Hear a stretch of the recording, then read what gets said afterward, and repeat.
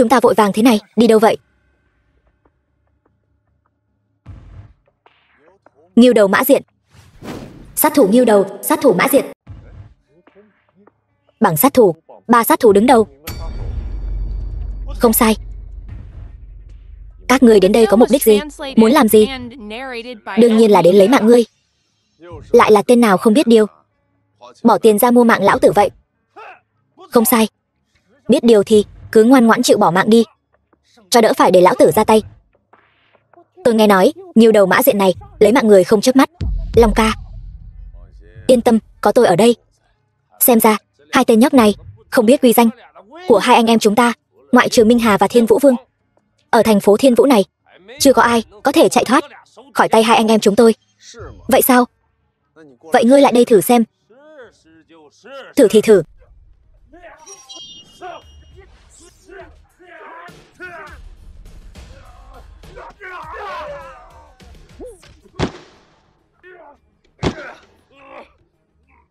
Cầm Long thủ.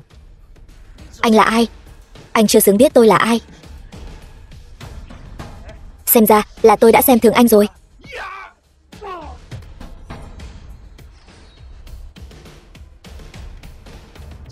Kim đao chảm, chẳng lẽ anh là...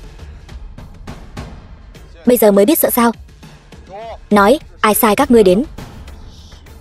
Là Triệu gia. Triệu gia vẫn chưa chịu từ bỏ ý đồ sao?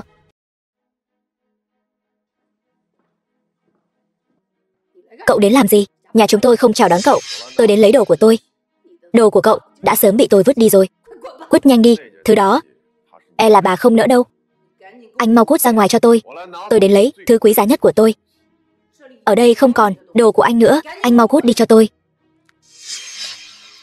Vương Thiên Long, tôi nói cho anh biết chúng ta đã ly hôn rồi. Anh đừng hòng làm gì tôi nữa. Cô nghĩ nhiều rồi. Tôi đang nói cái bạch ngọc lan đeo trên cổ cô đó. Đây là của tôi. Anh đừng hòng. Đừng tự lừa dối mình nữa.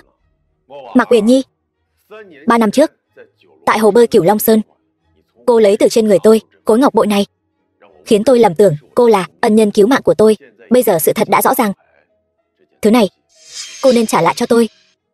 Vương Thiên Long, tôi nói cho anh hay, anh đừng hòng. Sao hả, Mạc Uyển Nhi? Cô còn định không trả lại cho tôi nữa sao? Không trả thì sao? Vương Thiên Long, suýt chút nữa thì tất cả mọi người đều bị anh lừa rồi. Cái gì? Trước đây còn tưởng anh là nhân vật tầm cỡ, bây giờ xem ra chỉ là một tên nhóc con thôi. Mạc Sung, em nói gì vậy? Chị gái, vừa rồi em và vệ cảnh ti có đi điều tra rồi. Tên Vương Thiên Long trước mặt chị chỉ là một người bình thường. Những việc hắn làm trước đây chỉ là cáo mượn oai hùng thôi. Cậu nói tôi là cáo mượn oai hùng? Đúng vậy. Anh dựa vào thiên cơ chiến thần và mối quan hệ với hành trưởng lão vay 5 tỷ mua Tuyết Linh Chi, chính là để chèn ép Triệu gia. Sau đó kết giao với Đông Phương và Đạo Điền gia. Anh rể, anh thật là cao tay. Tiểu Cữu Tử, khả năng suy luận của ngươi mạnh như vậy, không đi phá án thật là đáng tiếc. Đừng có đắc ý nữa. Hôm nay xem còn ai có thể cứu ngươi. Sao hả? Cậu còn muốn động thủ với tôi sao? Là tự anh tìm tử lộ. Được rồi, vậy hôm nay tôi sẽ cùng Mạc gia các ngươi làm cho rõ ràng. Nói nhảm gì nữa? Anh thật sự cho rằng Vương Thiên Long tôi là dựa vào người khác mà có được ngày hôm nay sao? Ngưu đầu Mã Diện còn không đánh lại tôi, anh còn muốn lấy mạng tôi. Thật là không biết tự lượng sức mình. Chị, cứu em với. Vương Thiên Long buông tay ra. Được, đưa bạch ngọc lan cho tôi. Đạo Điền gia, mau tới đây. Đứng lại. Đạo Điền Bạch, hắn là ai? Nhị thúc, đây là Long ca, chính là thần y chữa bệnh cho em gái, biết chưa? Mau cho con vào, tuổi còn trẻ mà dám tự xưng là thần y. Thần y thì không dám nhận, chỉ là tôi trước đây tình cờ gặp qua loại độc này nên có thể giải. Loại độc này hiếm thấy trên đời, cậu trẻ như vậy sao có thể gặp qua được? Nhị thúc, ông hiểu gì chứ? Long ca là do tôi tốn bao công sức mời đến, ông mau tránh ra cho tôi. Nhóc con, không thể tùy tiện dẫn người lạ vào nhà được. Lỡ là kẻ lừa đảo thì sao? Anh ấy sao có thể là kẻ lừa đảo được? Long ca là do bà nội tôi trước khi mất dặn dò tôi phải mời đến. Bà nội cậu bảo tìm sao? Lẽ nào mẫu thân ta biết chuyện gì sao? Bà nội cậu còn nói gì nữa không? Bà nội tôi nói độc của em gái có liên quan đến ông. Vớ vẩn. Đương nhiên là vớ vẩn rồi. Đừng tin. Mau cho tôi vào. Thằng nhóc này, sau này những trò đùa thế này thì đừng có làm nữa. Dạ cháu biết rồi, cháu không làm nữa, không làm nữa. Nếu thằng nhóc này không chữa khỏi cho em gái cậu thì sao? Ông muốn làm gì? Nếu không chữa khỏi thì cậu phải ở lại làm nô lệ cho Đạo Điền gia chúng tôi. Vừa hay hôm nay Lý quản gia vừa đi rồi. Nhị thúc, ông nói năng cẩn thận một chút được không? Long ca là do tôi mời về để cứu mạng em gái. Làm gì có chuyện bắt anh ấy làm nô lệ chứ. Tôi cũng chỉ đề phòng thôi. Cậu từ nhỏ đến lớn bị người ta lừa bao nhiêu lần rồi, không nhớ sao? Được, tôi đồng ý. Nhưng nếu tôi chữa khỏi thì sao? Tôi tùy cậu xử lý. Độc này mà cậu cũng giải được, trừ phi cậu là Thiên Vũ Vương. Được, tôi chữa khỏi thì ông phải làm nô lệ cho tôi 1 tháng. Thôi đừng nô lệ gì nữa, đi thôi. Chữa bệnh quan trọng hơn. Đi Long. Em gái tôi ở kia.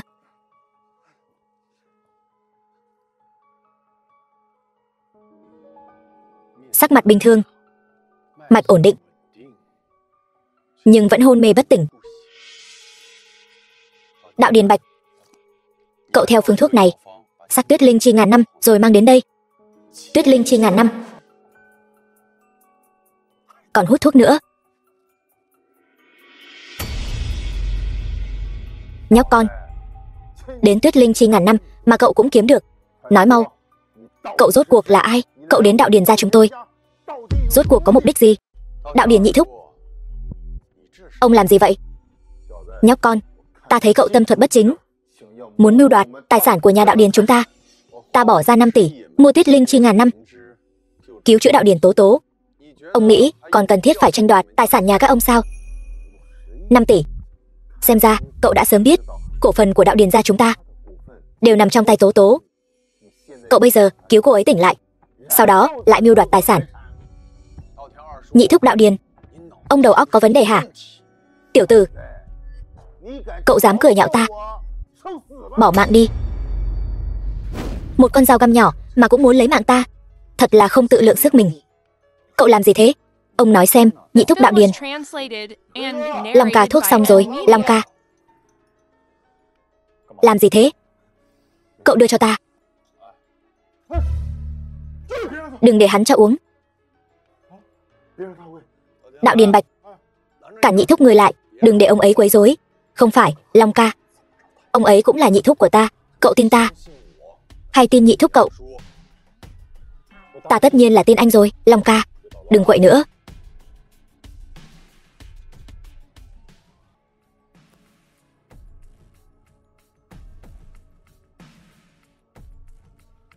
Cái này sao vẫn chưa tỉnh vậy? Long ca, nói như vậy. Thằng nhóc thối, cậu ở đó làm trò bịp bợm, qua đây làm nô lệ cho ta đi. Ta đang ở đâu? Tố Tố, em tỉnh rồi. Anh trai, không thể nào, có ta Vương Thiên Long thì có gì là không thể. Tố Tố, ta không tin. Nhị thúc Đạo Điền, cháu gái ông tỉnh rồi. Ông có vẻ không vui. Có phải ông hạ độc không? Cậu nói bậy bạ gì vậy? Ta làm sao có thể hạ độc Tố Tố chứ? Chú hai, chú cũng ở đây sao? Tố Tố, con tỉnh rồi. Tỉnh rồi là tốt. Em thấy thế nào? Anh là Tố Tố, Vương Thiên Long. Long ca, chính là hắn đã chữa khỏi cho em. Ta nhớ ra rồi. 3 năm trước chúng ta gặp nhau ở hồ bơi Cửu Long Sơn. Cửu Long Sơn. Em có thể nói cho ta biết 3 năm trước đã xảy ra chuyện gì không? Được, nhưng anh phải trả lại ngọc bội cho ta. Ngọc bội gì? 3 năm trước ở hồ bơi Cửu Long Sơn, ta vì cứu anh đã dùng bảo vật gia truyền Bạch Ngọc Lan của Đạo Điền gia chúng ta để giải độc cho anh. Nhưng sau đó anh liền biến mất cùng với ngọc bội. Cô có thể nói cho ta biết rốt cuộc đã xảy ra chuyện gì? Năm đó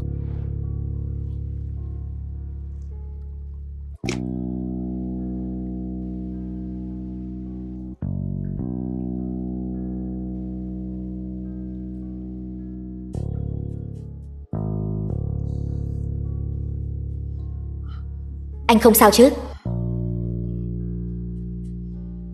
Là cô cứu tôi.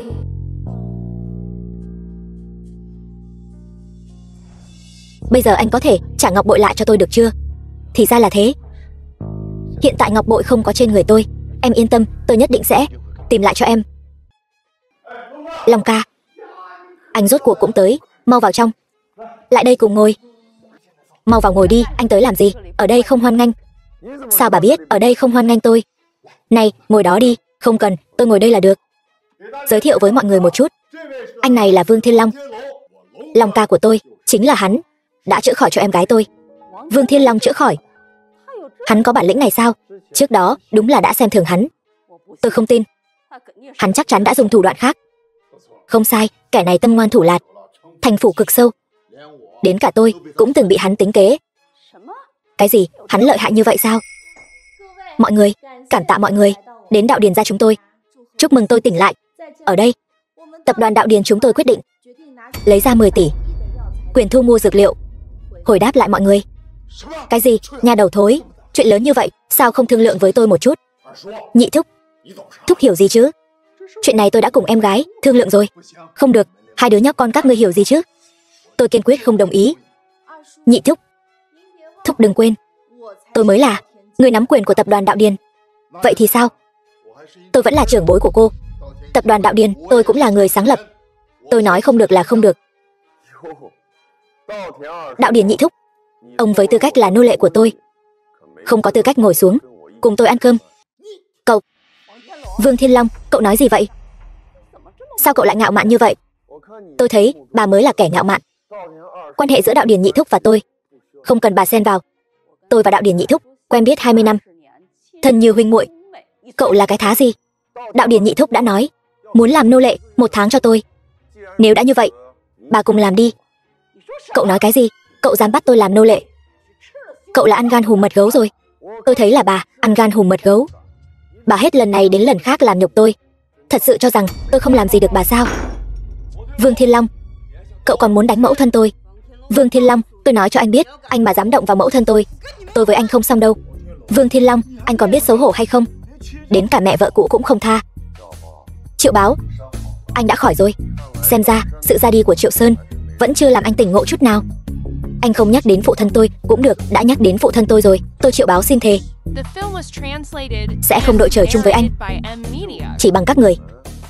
Xem ra Triệu Sơn thật sự là bỏ mạng uổng rồi. Vương Thiên Long, anh im miệng, anh không có tư cách nhắc đến phụ thân tôi. Triệu Báo, anh nghĩ anh là ai? Nếu không có phụ thân anh có tư cách nói chuyện với tôi sao? Được, Vương Thiên Long đã cuồng vọng như vậy, vậy chúng ta cứ so tài cao thấp. Sao? Anh còn muốn so tài? Tôi biết anh võ công cao cường, tôi không đánh lại anh, nhưng tôi không tin. Rời khỏi hành trưởng lão, anh so với Mạc, Triệu hai nhà chúng tôi còn có tiền. Anh muốn so tài lực với tôi sao? Không, tôi quyền mua sắm của Đạo Điền gia. Tôi xem anh lấy gì mà mua, tôi vốn không muốn cái quyền mua sắm gì đó. Nếu anh đã muốn, vậy tôi sẽ chơi với anh. Vậy anh phải cẩn thận đấy. Theo tôi được biết, hành trưởng lão thân thể bất an, bế môn tạ khách, sẽ không đưa cho anh tấm chi phiếu 5 tỷ nữa đâu. Thì ra anh chờ tôi ở đây. Đúng vậy, Vương Thiên Long, anh cũng nên lộ nguyên hình rồi. Lộ nguyên hình chỉ bằng mấy tên các ngươi, kẻ bại trận. Anh, con trai, đừng chấp nhặt với loại người này, mất mặt mũi mình. Cậu mà thật sự giỏi, vàng thật, bạc thật, lấy ra cho mọi người xem thử. Được thôi, nhưng Mạc Triệu hai nhà các người có thể lấy ra 10 tỷ không? Đương nhiên có thể. Vậy 20 tỷ thì sao? Tôi bỏ ra 20 tỷ mua lại quyền mua sắm của tập đoàn Đạo Điền. Vương Thiên Long, cậu cố ý. Tôi chính là cố ý. Báo ca, chúng ta tiếp theo phải làm sao? Lần trước quyền mua sắm của Đông Phương gia không lấy được, lần này quyền mua sắm của Đạo Điền gia nhất định phải lấy được. Đúng vậy, có được quyền mua sắm của Đạo Điền gia, hai nhà chúng ta liên thủ nhất định sẽ vùng lên. Anh có thể bỏ ra 20 tỷ sao? Sao hả? Anh không tin tôi. 20 tỷ, không phải 5 tỷ. Nói khoác cái gì thế? 5 tỷ và 20 tỷ đối với tôi không có gì khác biệt. Vương Thiên Long, anh không nói khoác thì anh ngủm hả? Không phải tôi nói khoác, là tầm nhìn của các ngươi quá thấp. Được. Vương Thiên Long, anh có thể bỏ ra 20 tỷ không? Quyền thu mua này chúng tôi nhường cho anh. Tốt. Lão gia tử, tôi đã cứu cháu gái của ông, chuẩn bị 20 tỷ, đưa chi phiếu cho tôi dùng. Vương Thiên Long, hành trưởng lão, căn bản là không có cháu gái. Anh giả vờ cái gì? Cái này không cần ngươi quản. Báo ca, ta thấy Vương Thiên Long chỉ đang làm trò bịp bợm, chuẩn bị bỏ chạy thôi.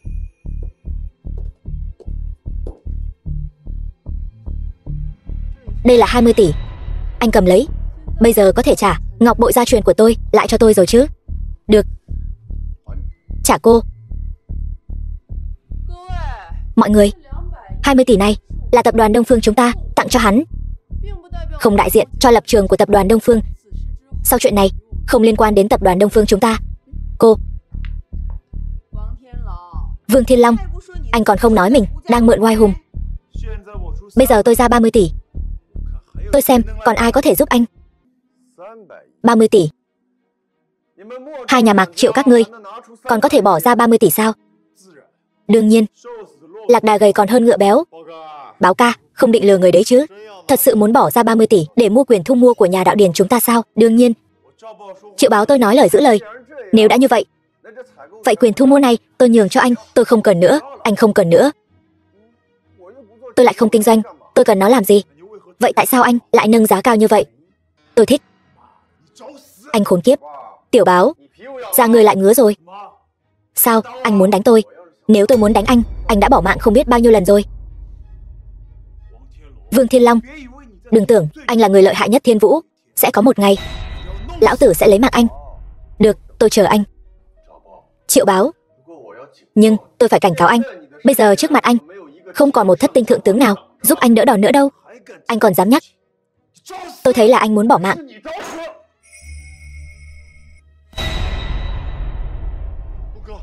Long ca, em gái tôi lại ngất xỉu rồi.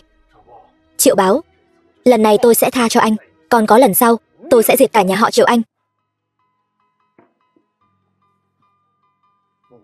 Long ca, anh nghĩ đây có phải là vẫn còn độc trong người không? Không phải. Tuyết linh chi ngàn năm có thể hóa giải mọi độc tố. Vậy rốt cuộc là chuyện gì vậy? Nhìn mạch tượng thì em gái anh lại trúng độc. Trúng độc lần nữa sao? Long ca, anh nói vậy là ý gì? Tôi nghi ngờ em gái anh vừa bị hạ độc. Không thể nào. Long ca, ai dám ở trong nhà tôi hạ độc em gái tôi chứ? Thật to gan, dám ở ngay trước mắt tôi hạ độc sao? Tôi muốn xem hắn là ai. Long ca, vậy em gái tôi giờ phải làm sao? Giờ không còn tuyết linh chi ngàn năm nữa, tôi cũng hết cách rồi. Em gái tôi chẳng phải. Nhưng mà anh đừng lo, còn có cái này. Cái gì? Bạch Ngọc Lan, đây chẳng phải bảo vật gia truyền nhà tôi sao? Nó có thể cứu mạng sao? Nó đâu phải dược liệu, sao có thể cứu mạng được? Vậy ra vẫn là không có cách nào sao? Yên tâm, tuy nó không thể cứu mạng nhưng có thể giải độc. Ngọc này có thể giải độc. Đúng vậy, bạch ngọc thượng hạng, có công hiệu giải độc trừ tà. Long ca, vậy là muội muội tôi chẳng phải được cứu rồi sao? Cậu cũng đừng vui mừng quá sớm. Chuyện này tôi thấy có điều kỳ lạ. Tôi nghi ngờ nhà cậu có nội gián. Nội gián? Kẻ có thể thần không biết quỷ không hay hạ độc chỉ có thể là người nhà đạo điền các ngươi. Thần không biết quỷ không hay hạ độc sao? Không thể là nhị thúc tôi chứ? Tôi vẫn chưa chắc chắn, nhưng tôi đề nghị khi muội muội cậu tỉnh lại, hai huynh muội các cậu có thể diễn một vở kịch. Kịch gì? Giả vờ tố tố vô phương cứu chữa, hôn mê bất tỉnh, còn cậu giả vờ lơ lỏng cảnh giác, dụ rắn ra khỏi hang. Hay lắm. Long ca, hay lắm. Vậy còn anh? Tôi cũng nên gặp lại lão bằng hữu của tôi rồi. Vũ Vương, ngài có gì phân phó? Đứng dậy đi. Tạ Vũ Vương. Thiên Cơ, cậu thấy Bắc Hải, người này như thế nào? Bắc Hải chiến thần, đao pháp siêu tuyệt. Tôi hỏi là hắn người này thế nào? Bắc Hải hắn, tâm cơ thâm trầm, Tính kỹ ra, Bắc Hải cũng sắp 60 tuổi rồi, là người lớn tuổi nhất trong 3 vị chiến thần. Đúng vậy, Vũ Vương, mấy ngày nữa chính là thọ thần 60 tuổi của Bắc Hải chiến thần. Năm xưa, hắn gạt bỏ mọi ý kiến, giúp tôi lên ngôi vị Vũ Vương. Nhưng giờ, tôi lại không nhìn thấu hắn nữa. Vũ Vương, ngài là muốn Bắc Hải chiến công hiển hách, bản vương tất nhiên phải tặng hắn một phần đại lễ.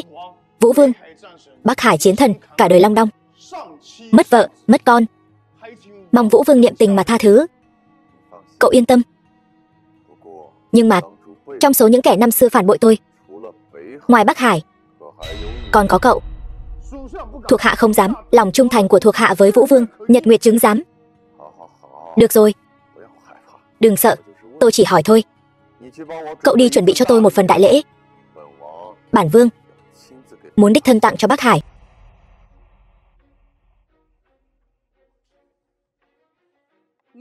Sao anh lại tới đây? Sao hả? Chỗ này chỉ cho phép các ngươi tới thôi sao? Dĩ nhiên rồi. Anh có thiệp mời không? Thiệp mời gì chứ? Đây là yến tiệc, chứ đâu phải hội nghị mà cần thiệp mời. Đồ nhà quê. Hôm nay là thọ thần của Bắc Hải chiến thần, há gì ai cũng có thể tới. Tôi khuyên anh đừng gây rối ở đây. Bắc Hải chiến thần không giống như Thiên Cơ chiến thần, dễ nói chuyện đâu. Vậy sao anh lại tới đây? Là tôi mời họ tới. Đúng vậy, là báo ca mời chúng ta tới. Triệu Báo, xem ra dạo này ngươi lại lên mặt rồi. Tôi đây bất tài, vừa được Bắc Hải chiến thần nhận làm đồ đệ. Hôm nay là đại thọ 60 tuổi của sư phụ tôi. Toàn bộ yến tiệc đều do tôi Triệu Báo nắm giữ. Do ngươi nắm giữ. Vậy nếu có chuyện gì xảy ra, đều do ngươi chịu trách nhiệm sao? Vương Thiên Long, hôm nay có tôi ở đây, anh đừng hỏng gây sự. Điều đó không do ngươi quyết định. Triệu Báo này, trách thì trách ngươi xui xẻo, lại bái Bắc Hải làm sư phụ vào lúc này. Vương Thiên Long, anh có phải muốn quy thiên không? Tôi thấy là anh muốn quy thiên đấy. Sao hả? Không vào được sao? Nhị thúc, hôm nay là thọ thần của Bắc Hải chiến thần đấy. Sao hạng người nào cũng muốn vào vậy? Đúng vậy, nghe thấy chưa?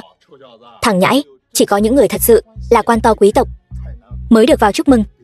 Bắc Hải chiến thần, loại người như ngươi đùa bỡn thủ đoạn, căn bản không xứng. Tôi không xứng. Vương Thiên Long, anh đừng tưởng anh có thể bỏ ra 5 tỷ là nhân vật gì ghê gớm lắm rồi.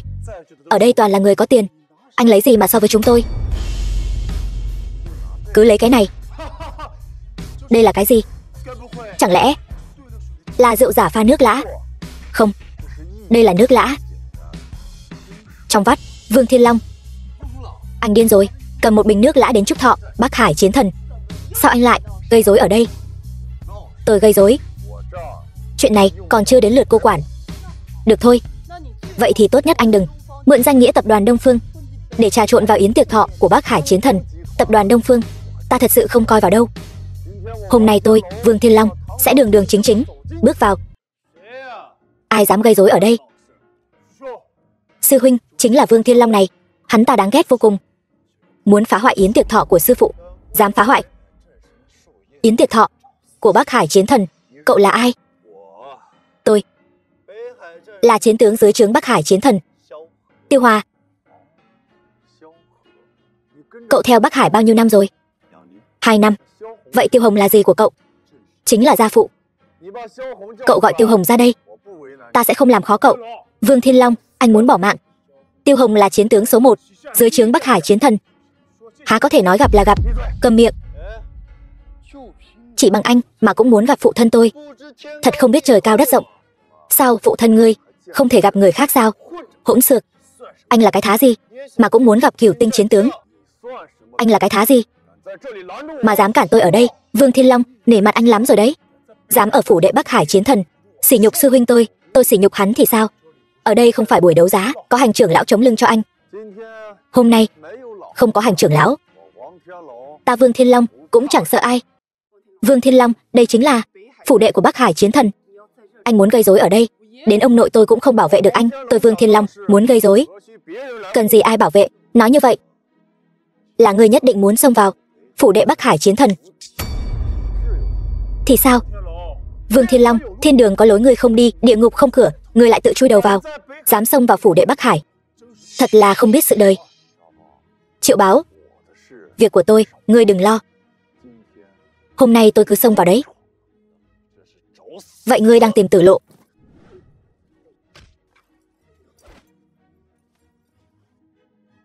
Chỉ với trình độ này của ngươi, hãy phải luyện thêm 20 năm nữa đi.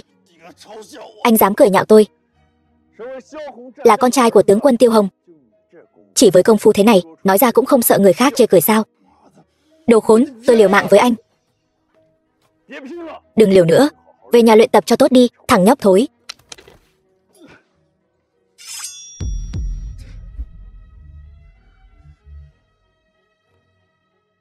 Vốn dĩ tôi không muốn động thủ với anh, nhưng anh không nên làm tôi bị thương. Binh bất yếm trá. Anh xong đời rồi. Ám khí này có độc. Tôi muốn xem hai chúng ta ai bỏ mạng trước. Vương Thiên Long, không ngờ tới chứ. Đã sớm nói với anh rồi, phủ đệ của Bắc Hải Chiến Thần há phải là người thường có thể xông vào. Nếu bây giờ anh chịu mở miệng, ta có lẽ có thể giúp anh. Muốn giải dược Đông Phương Tuyết, cô nếu không muốn cùng Bắc Hải Chiến Thần là địch, tốt nhất đừng xen vào việc của người khác. Các ngươi tưởng rằng như vậy là có thể chế ngự được tôi sao? Thật là si tâm vọng tưởng. Vậy thì thử xem.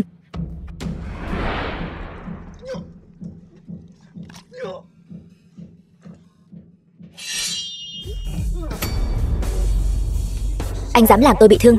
Nếu không phải để mặt tướng quân Tiêu Hồng, tôi đã sớm chém ngươi một đao rồi. Vương Thiên Long, anh dám làm càn, chẳng lẽ không sợ tướng quân Tiêu Hồng lấy mạng anh không tha sao? Câm miệng, dám nói thêm một câu nữa, tôi cũng lấy mạng anh. Tiêu Hồng, tôi biết ông đang ở đây. Hạn cho ông 3 phút để cút ra đây. Nếu không, tôi sẽ lấy mạng con trai ông ngay tại chỗ. Vương Thiên Long, anh điên rồi. Anh dám dùng con trai của tướng quân Tiêu Hồng để uy hiếp ông ấy. Đợi cha tôi đến, anh chắc chắn phải bỏ mạng. Vậy sao? E rằng anh còn chưa biết tôi là ai. Là ai muốn lấy mạng con trai tôi? Tiêu tướng quân là hắn. Vương Thiên Long, hắn đã đánh bị thương tướng quân Tiêu Hòa và còn muốn lấy một tay. Hôm nay cậu chắc chắn phải ngủm. Tiêu Hồng, 3 năm không gặp, ông không nhận ra bổn vương sao? Bổn vương? Cậu là ai? Tiêu Hồng, đao pháp Tiêu gia của ông vốn chỉ có 9 thức. Còn nhớ thức thứ 10 là từ đâu mà có không? Thức thứ 10 của Tiêu gia đao pháp là tham khảo từ kim đao trảm của Vũ Vương mà có. Nhưng việc này chỉ có Vũ Vương và tôi biết. Đến cả Bắc Hải Chiến Thần cũng không biết. Chẳng lẽ hắn là... Tiêu Hồng, vẫn chưa nhớ ra sao? Chẳng lẽ cậu là... gặp bổn vương mà còn không quỳ xuống?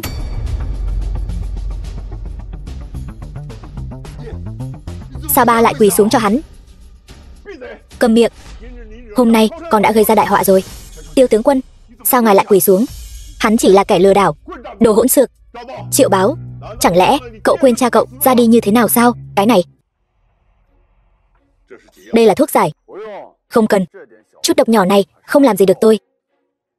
Vậy xin ngài hãy thả con trai tôi ra. Tôi Tiêu Hồng nguyện dâng hiến tất cả. Tiêu tướng quân, hôm nay con trai ông làm tôi bị thương. Nếu cứ thế dễ dàng thả hắn ra, sau này tôi làm sao trị quân? Vậy tôi Tiêu Hồng nguyện noi gương Triệu tướng quân, lấy mạng đổi mạng. Xin ngài hãy thả con trai tôi ra. Cha, người cần gì phải cầu xin hắn? Đúng vậy, Tiêu tướng quân, ông cần gì phải cầu xin hắn? Câm miệng. Các người căn bản không biết mình đã đắc tội với ai. Tiêu tướng quân, ta niệm tình ông chiến công hiển hách, hôm nay miễn tội mất cho Tiêu gia. Ông hãy dẫn hắn đi trấn thủ biên cương. Tên nhãi danh, không ngờ tiệc thọ của Bắc Hải Chiến Thần mà anh cũng dám trà trộn vào. Ông tốt nhất nên ngậm cái mồm thối của ông lại. Thằng nhãi danh kia ở đâu ra? Dám bất kính với nhị thúc nhà đạo điền. Anh là thằng nhãi danh nào? Dám bất kính với tôi, gan to thật. Dám ở đây khiêu khích tôi. Anh có biết tôi là ai không? Tôi mặc kệ anh là ai. Vương Thiên Long, anh ở đạo điền gia tôi. Nói bậy cũng được rồi, đây là nơi ở của Bắc Hải Chiến Thần. Anh dám bất kính với Lâm chiến tướng, chính là bất kính với Bắc Hải Chiến Thần. Vậy thì sao? Sao? Tôi muốn anh toi đời. Sao? Anh còn muốn động thủ với tôi, xúc phạm tôi, xúc phạm Bắc Hải Chiến Thần, đều đáng quy thiên. Được. Vậy tôi hỏi anh một câu, bây giờ anh nói gì cũng vô dụng. Thấy anh còn trẻ như vậy mà đã làm chiến tướng rồi. Vậy xin hỏi, Anh so với Kiểu Tinh thượng tướng, Tiêu Hồng lão tướng quân thì sao? Tiêu Hồng lão tướng quân, đức cao vọng trọng, suýt chút nữa thì thành chiến thần, tự nhiên là không bằng. Vậy anh so với Thất Tinh thượng tướng, Triệu Sơn tướng quân thì sao? Triệu Sơn danh bất phù thực, nhưng dù sao cũng là Thất Tinh thượng tướng, tôi cũng không bằng. Cậu ngay cả Triệu Sơn cũng không bằng, còn muốn vọng tưởng khiêu chiến tôi, không biết tự lượng sức mình, có phải tự phụ quá không? Thử thì biết.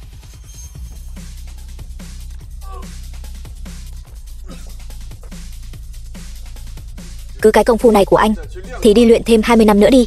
Không được. Làm lại, cút. Cậu không có tư cách động thủ với tôi, anh. Hôm nay tôi nhất định phải lấy mạng anh. Báo ca, Lâm Chiến Tướng và Vương Thiên Long đánh nhau rồi. Vương Thiên Long tên này hắn không biết. Lâm Chiến Tướng này là con nuôi của Bắc Hải Chiến Thần sao? Lần này có kịch hay để xem rồi. Báo ca, anh nói có nên lên giúp một tay không? Bán cho Lâm Chiến Tướng một ân tình. Mạc Sung, vẫn là đầu óc người lanh lợi. Vương Thiên Long, anh thật to gan. Anh biết Lâm Chiến Tướng là người như thế nào không? Triệu Báo, ngươi lại ngứa ra rồi phải không? Còn dám đối đầu với tôi? Vương Thiên Long, trước đó là tôi sơ ý mắc bẫy của anh, nhưng Lâm Chiến Tướng thì khác. Lâm Chiến Tướng có Bắc Hải Chiến Thần chống lưng. Vậy thì sao? Vậy ngươi còn không mau quỳ xuống? Chỉ là Ngũ Tinh Chiến Tướng cũng xứng để tôi quỳ xuống sao? Vương Thiên Long, ngươi nói cái gì? Tôi nói, các ngươi từng người một lũ nhóc con. Tôi lười tranh chấp với các ngươi. Vương Thiên Long, anh dám trước mặt tôi, nghĩ mình lớn lắm hả? Không, ông là thật sự già rồi. Gỗ mục không thể chạm khắc được. Anh, Lâm Chiến Tướng, cậu thấy chưa? Tên này ngông cuồng đến cực điểm. Phi dương bạt hỗ, hắn không coi ai ra gì.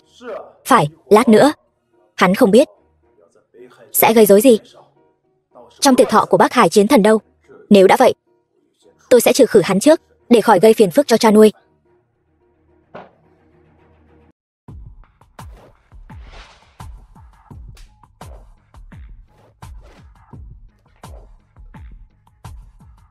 Kiến càng rung cây lớn, không tự lượng sức. Tôi liều mạng với anh.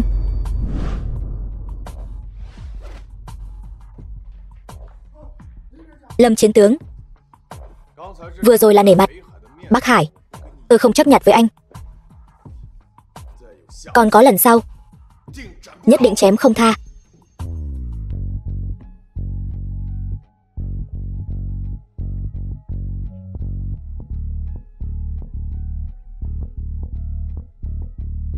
Nhị thúc,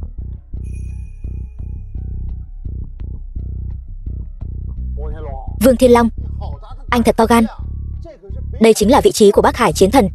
Vương Thiên Long, anh đây là muốn toi đời. Lũ hề các ngươi có mắt như mù. Cái vị trí này trừ tôi ra, ai cũng không ngồi được. Vừa rồi tôi đã ngồi rồi. Cậu nói mà không sợ cắn phải lưỡi sao? Chốc nữa Bắc Hải Chiến Thần đến, ta xem cậu làm sao mà kết thúc. E là còn không biết mình toi đời như thế nào. To gan. Các ngươi cũng xứng ở đây nói này nói nọ sao? Hành trưởng lão, hắn ta đang sỉ nhục Bắc Hải Chiến Thần.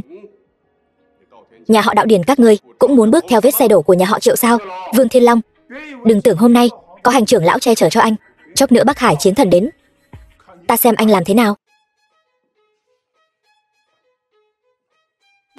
Bắc Hải Chiến Thần, Triệu Báo nhà họ Triệu để chúc mừng thọ thần 60 tuổi của Bắc Hải Chiến Thần, đặc biệt tặng một bức tranh Sơn Hải Đồ. Tốt. Nhà họ Mạc chúc mừng thọ thần 60 tuổi của Bắc Hải Chiến Thần, tặng một cây như ý bằng bạch ngọc. Được. Bắc Hải Chiến Thần, huynh chúc mừng đệ thọ thần 60 tuổi, đặc biệt tặng một cây Tùng Nam Sơn. Đa tạ người anh em.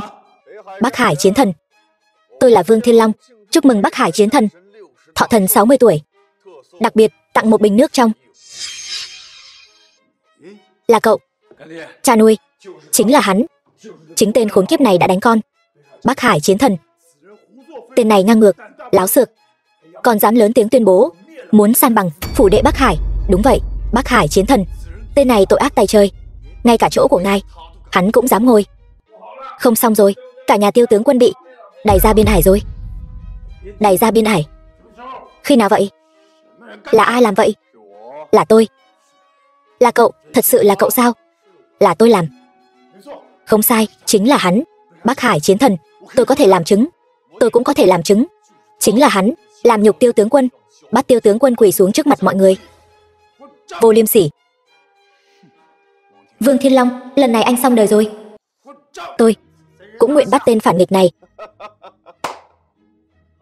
Được. Thật tốt. Mọi người đảo lộn trắng đen, khả năng bịa đặt thị phi. Thật là mạnh. Vương Thiên Long, hôm nay Bắc Hải chiến thần cùng chư vị tướng quân ở đây, anh còn dám làm can? Tôi sẽ làm can. Anh làm gì được tôi? Dám ở tiệc thọ của Bắc Hải chiến thần mà làm loạn. Ai cho ngươi lá gan đó? Anh bây giờ đứng dậy, khấu đầu tạ lỗi với mọi người.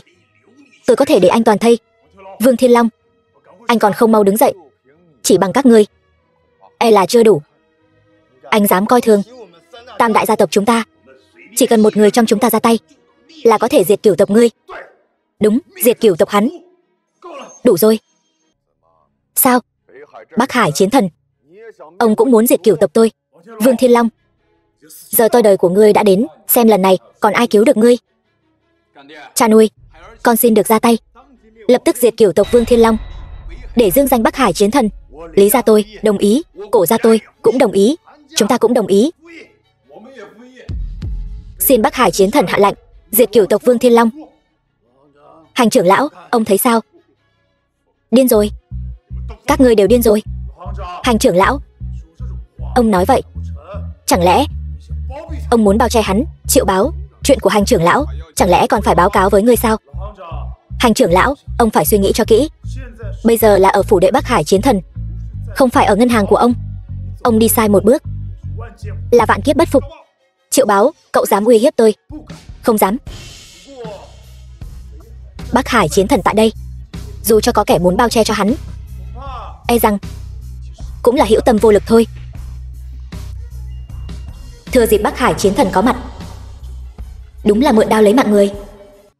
Triệu Báo, anh nói ai vậy? Hành trưởng lão, ngài đức cao vọng trọng, nhưng cũng không thể hồ đồ mãi được.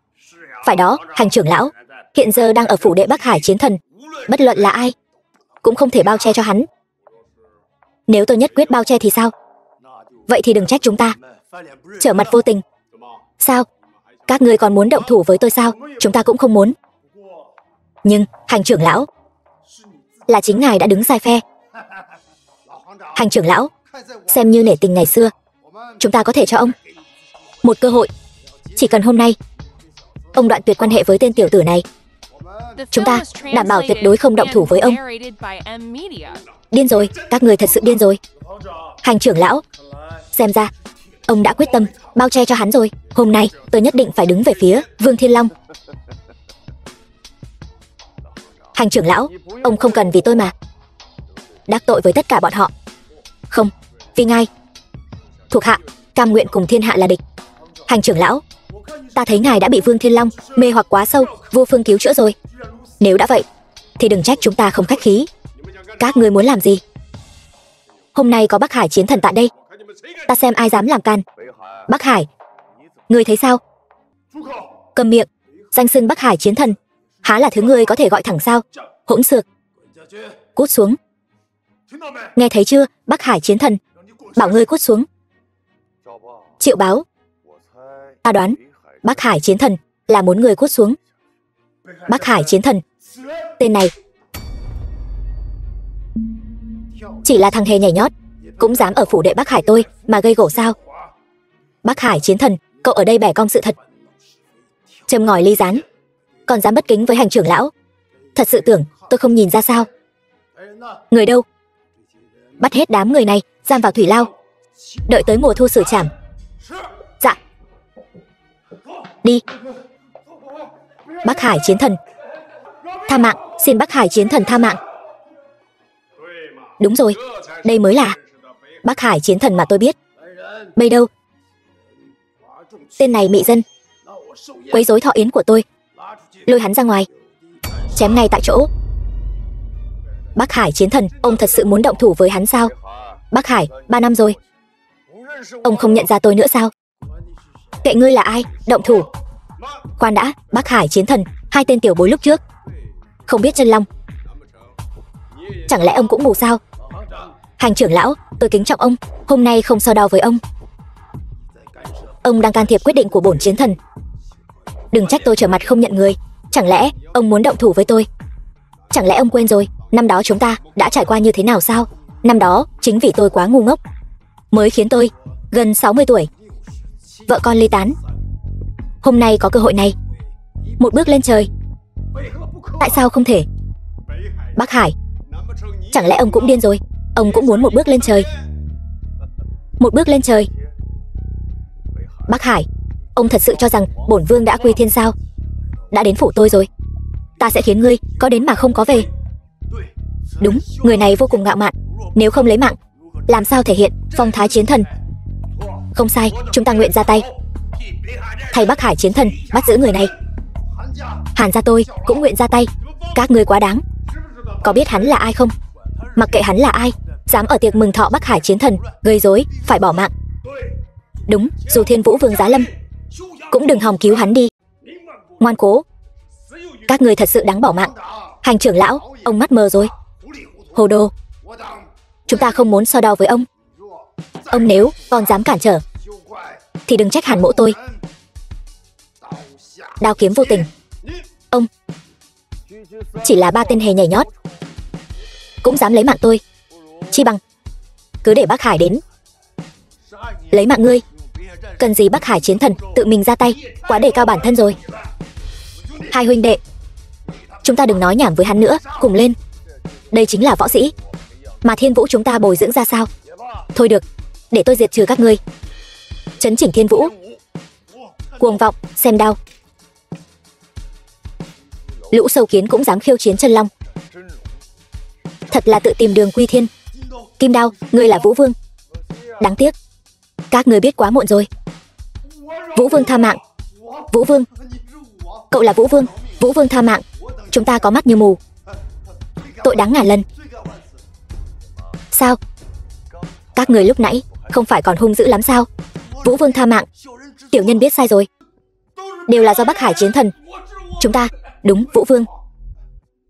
Đều là Bắc Hải chiến thần. Đều là hắn xúi giục chúng ta phạm thượng. Lũ tiểu nhân bám víu, thật sự là bỏ mạng không đáng tiếc. Nể mặt bọn chúng, còn biết điều. Cút. Đa tạ Vũ Vương. Bắc Hải, ông còn gì để nói? Cần gì nhiều lời? Đến đây, đấu một trận cho ra lẽ. Bắc Hải, ông thật sự muốn ra tay với hắn sao? Hôm nay tôi, Bắc Hải, lá gan lớn lắm, động vào chân long thử xem. Bắc Hải, ông làm vậy là vì cái gì? Năm nay ông cũng đã 60 tuổi rồi, cần gì phải làm chuyện này? Lão bằng hữu, ông không biết, tôi vì Thiên Vũ này khổ công phấn đấu 40 năm. Kết quả, nhà tan cửa nát. Người vợ duy nhất cũng trúng độc mà bỏ mạng. Ông bảo tôi làm sao nuốt trôi cục tức này? Bắc Hải, Vũ Vương đối với ông không tệ mà. Ông không thể nào đổ hết mọi tội lỗi. Ông đừng nói nữa, chuyện này ông sẽ không hiểu được đâu. Hành trưởng lão, người lui xuống trước đi. Tôi muốn xem thử Bắc Hải chiến thần còn có thể nhấc nổi đao của hắn không. Vạn nhất có sơ suất gì thì Thiên Vũ sẽ ra sao? Hành trưởng lão, lòng dạ ngươi cũng rộng lượng quá đấy. Trên địa cầu này, thiếu ai nó cũng vẫn cứ quay. Ông im miệng, không đến lượt ông lên tiếng. Hành trưởng lão, thời thế đã khác rồi. Ông tưởng ông vẫn còn là hành trưởng lão cao cao tại thượng đó sao? Sao nào? Đến cả nhà đạo điển các ngươi cũng muốn phản bội Thiên Vũ sao? Ông có tin ta cho nhà đạo điển các ngươi phá sản ngay lập tức không? Hành trưởng lão, lời ấy sai rồi. Đạo điển nhị thúc, đây là vì muốn tốt cho người đấy. Cậu im miệng, lão tử tung hoành ngang dọc năm xưa còn chưa có người đâu. Hành trưởng lão, đừng có im mình ra mà lên mặt dạy đời ở đây. Hôm nay có tôi ở đây, ta xem ai dám động vào hắn, trừ phi bước qua xác tôi. Lão ca ca, đắc tội rồi. Đến đây, hôm nay nhất chiến, xem ai thua ai thắng. Được, vậy bổn vương sẽ thử đao của ngươi.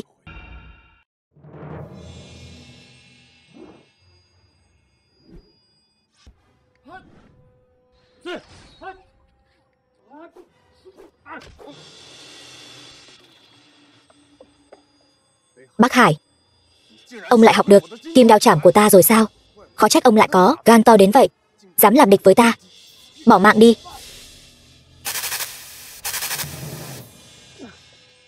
Bắc Hải, tại sao người nhất định phải lấy mạng ta? Cậu nói tại sao? Bởi vì lão tử nuốt không trôi cục tức này. Bổn vương đối đãi ông không tệ. Đến kiểu tinh chiến tướng, Tiêu lão tướng quân đều thuộc về bộ của ông còn gì không hài lòng.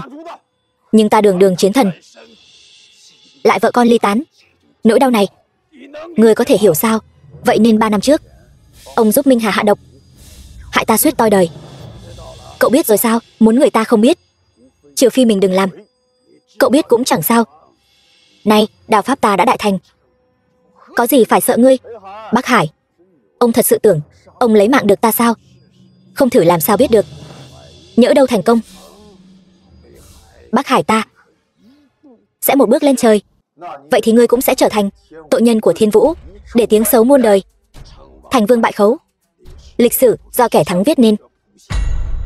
Cậu nói với ta những điều này vô ích. Bắc Hải, dưới trướng ta có 3 đại chiến thần, ông tuổi tác lớn nhất, vậy mà cũng là ông đầu tiên đánh mất đạo tâm, muốn lấy mạng ta để đoạt vị. Cậu đừng nói nhảm nữa. Cậu cũng đừng hòng kéo dài thời gian. Năm đầu sẽ không đến cứu ngươi đâu. Xem ra ngươi đã sắp xếp từ trước rồi. Không sai. Cậu bây giờ có thể đi quy thiên rồi.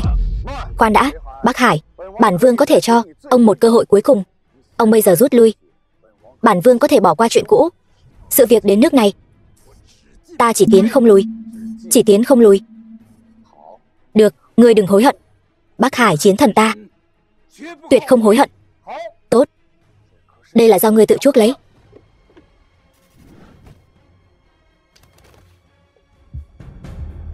Bắc Hải, ông thật sự nghĩ rằng học được kim đao chảm của ta là có thể lấy mạng ta sao? Ông đừng quên, ta mới là vương duy nhất của Thiên Vũ này. Sự việc đến nước này, ông còn gì để nói? Thành vương bại khấu, ta không còn gì để nói. Cậu lấy mạng ta đi, ta chưa từng nghĩ đến việc lấy mạng ngươi. Tiểu Bạch, năm đó sự việc có nguyên do khiến ngươi vợ con ly tán, nhà tan cửa nát. Phu nhân và con trai của ngươi đều trúng kịch độc.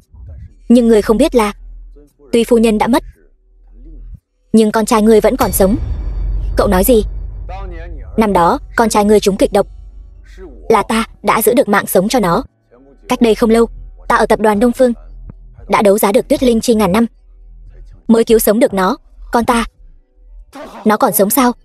Không sai, ta xin thề với thân phận Thiên Vũ Vương, con của ngươi quả thật vẫn còn sống.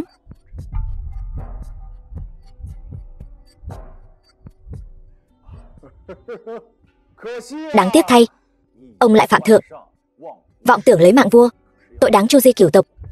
Bắc Hải, ngươi có biết tội không? Ta sai rồi, ta thật sự sai rồi. Sớm biết như vậy, hà tất phải làm như thế. Là ta bị ma quỷ xúi giục, là ta phụ bạc. Xin Vũ Vương tha cho con ta. Bây giờ ngươi biết sai rồi sao? Ta không nên cấu kết với Minh Hà, ta không nên phản bội Vũ Vương. Xin Vũ Vương khai ân, tha cho con ta. Ông phản bội Quân Vương, không ai không biết. Nếu hôm nay ta tha cho ngươi, về sau làm sao ta chấn chỉnh Thiên Vũ? Bắc Hải, nguyện lấy một mạng đổi một mạng. Xin Vũ Vương khai ân. 3 năm trước, từ lúc ngươi phản bội ta, mạng ngươi đã nên kết thúc rồi. Là ta khai ân, để ngươi sống thêm 3 năm. Long ca, chuyện này huynh cũng đừng chấp nữa. Huynh xem, hắn cũng thật đáng thương. Thôi được, xem xét công lao trước đây của ngươi, hôm nay ta sẽ tước bỏ danh hiệu chiến thần của ngươi, tịch thu toàn bộ quyền lực. Từ nay, cùng con trai ngươi rời khỏi Thiên Vũ, đổi tên sống cuộc sống bình thường đi. Đa tạ Vũ Vương. Vũ Vương, thần còn một việc liên quan đến bí mật của Minh Hà, muốn bẩm báo với Vũ Vương. Bí mật gì?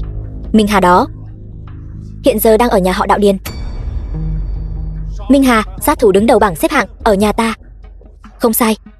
Không, không thể nào. Chuyện này tuyệt đối không thể nào. Hắn mà ở nhà ta, ta làm sao có thể không biết được. Có lẽ hắn đã đổi thân phận, cụ thể ta cũng không rõ. Được rồi, chuyện này ta đã ghi nhớ. Sau này nếu người gặp khó khăn, vẫn có thể cầu cứu ta. Đa tạ Vũ Vương. Long ca, Bây giờ phải làm sao? Còn làm sao được nữa? Mau đến nhà ngươi đi. Hai người các ngươi cho ta vào. Hành trưởng lão, bây giờ ông vào đó, ngoài việc thêm một cái xác ra, ông còn giúp được gì nữa? Hai người vậy mà còn sống sót ra được, không muốn toi đời thì cút sang một bên cho ta. Cha nuôi của ta đâu? Cha nuôi của ngươi ở bên trong. Vừa rồi Vũ Vương đích thân đến, đánh bại Bắc Hải chiến thần, cứu chúng ta. Cái gì? Vũ Vương đích thân đến? Mau đi thôi. Nhị thúc, con nói thúc biết lừa ai chứ? Nếu không nhanh lên, nhà họ Đạo Điền chúng ta sẽ tiêu đời. Trước tiên, ta chắc chắn không phải. Muội muội ta cũng chắc chắn không phải. Chẳng lẽ lại nhảy cái gì vậy? Hắn nói, ông ngốc đó. Thằng nhóc thối, ngươi dám mắng nhị thúc ngươi? Không phải mà, nhị thúc. Ý ngươi là gì? Ý cháu là... Nhị thúc, thúc thành thật nói cho con biết. Thúc có phải là cái gì? Cậu là đàn ông, có thể đừng ấp úng như vậy được không? Ngươi đừng hỏi hắn nữa. Nhìn bộ dạng nhị thúc ngươi kia, làm sao hắn có thể là Minh Hà được? Minh Hà? Minh Hà là cái gì vậy? Trong chốc lát khó mà giải thích rõ ràng cho thúc được, nếu không phải là nhị thúc ta. Vậy nhà ta chỉ còn một người. Ai? Lý quản gia. Không thể nào là Lý quản gia chứ? Lý quản gia? Đúng, chắc chắn là Lý quản gia rồi. Tên đó ở đâu? Hắn... Xong rồi. Muội muội tôi.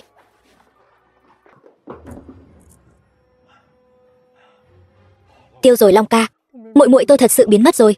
Muội muội ngươi không phải trúng độc sao? Nhị thúc, làm sao bây giờ? Lý quản gia biến mất rồi, đồ cũng bị lấy đi rồi. Chẳng lẽ thật sự là Lý quản gia? Đừng vội, nếu thật sự là Minh Hà giở trò quỷ, ta nhất định sẽ không tha cho hắn. Có chuyện gì vậy? Tố Tố biến mất rồi. Phải làm sao đây? Bây giờ cháu không giải thích rõ với chú được. Long ca, bây giờ phải làm sao? Sự đã đến nước này, chúng ta đành phải chia nhau hành động. Được, hôm nay dù có phải lật tung thiên vũ, lên trời xuống đất, ta cũng phải cứu muội muội ta ra. Được, chúng ta chia nhau đi tìm. Tìm được thì liên lạc. Được, đi cẩn thận. Có chuyện gì vậy, nhị thúc? Mấy hôm nay hút xì gà nhiều quá, đau đầu. Các ngươi đừng lo cho ta, các ngươi mau đi tìm đi. Nhị thúc, như vậy đi, trước tiên ở nhà nghỉ ngơi. Nếu như có chuyện gì, liên lạc với bọn con ngay lập tức, được không? Được, đừng lề mề nữa, đi đi, không cần lo. Đông Phương Vô Cực. Vũ Vương, đại sự không ổn rồi. Đại sự không ổn rồi. Đông Phương lão gia tử, đừng vội, cứ từ từ nói. Tiểu Tuyết, cháu gái tôi bị bệnh rồi. Lão gia tử, tập đoàn Đông Phương của các vị vốn là tập đoàn dược phẩm, lại là thần y tái thế. Cháu gái ông bị bệnh, ông cứ bắt mạch kê đơn là được rồi chứ? Không phải vậy, Vũ Vương, bệnh tình của Tiểu Tuyết lần này rất kỳ lạ. Cơ thể của nó khám không ra bệnh, không hề bị tổn thương, chỉ là vẫn hôn mê bất tỉnh thôi. Vẫn hôn mê bất tỉnh. Chẳng lẽ... Không sai, giống y như loại độc tố mà Điền Tố Tố cũng đã trúng phải. Chẳng lẽ lại là Minh Hà ra tay? Không thể nào, tập đoàn Đông Phương chúng tôi canh phòng nghiêm ngặt, Minh Hà tuyệt đối không có cơ hội lẻn vào đâu. Nhưng mà lão gia tử này, đến cả ông cũng không giải được độc của Minh Hà sao? Tôi chỉ biết cách giải, nhưng lại không có năng lực. Loại độc này chỉ có cao thủ nội công mới bức được độc tố ra ngoài. Tôi đã chuẩn bị sẵn thuốc giải rồi, nhưng lại không có nội công. Xem ra Minh Hà là cố ý. Lão gia cứ yên tâm, tôi sẽ đến ngay. Đa tạ Vũ Vương. Tuy nhiên, ông phải đáp ứng tôi một điều kiện.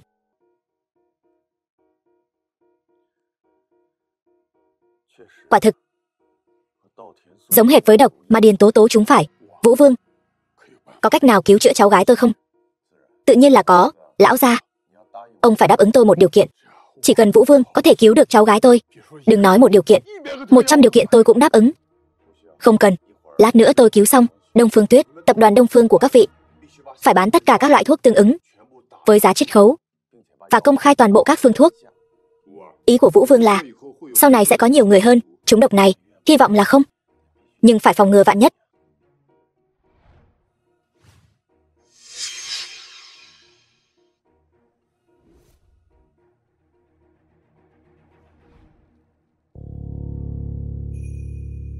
Tiểu Tuyết, con tỉnh rồi. Ông nội.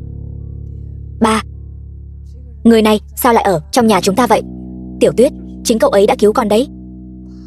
Anh ấy, chẳng lẽ anh ta thật sự là nhân vật lớn nào đó sao? Cái này cô không cần quan tâm, bây giờ cô chỉ cần nói cho tôi biết tại sao cô lại đột nhiên hôn mê.